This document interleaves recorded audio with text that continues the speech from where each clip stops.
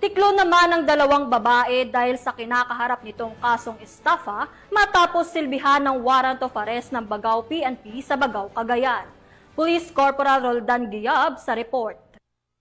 May naaresto ng tracker team ng Bagao Police Station sa pamumuno ni Police Lieutenant Colonel Noriel Yulacangan, officer in charge, katuwang ang 1st Cagayan Provincial Mobile Force Company at 204th Maneuver Company ng Regional Mobile Force Battalion 2, ang dalawang wanted na individual dahil sa kasong estafa sa kanilang isinagawang magkahiwalay na operasyon nito lamang ika-6 ng Hulyo ngayong taon. Kinilala ang mga suspek bilang sina alias Lydia at Nanette na kapwa residente ng naturang bayan. Dinakip ang mga ito sa bisa ng warrant of arrest na may itinaktang pensa bawat isa.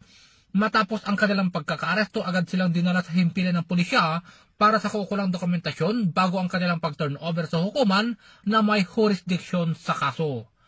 Ang matagumpay na operasyong ito ay patunay na patuloy na pagsisikap ng Bagao Police Station sa pagpapatupad ng batas at pagtitiyak na ang mga may nakabinbing kaso ay mahaharap sa hustisya.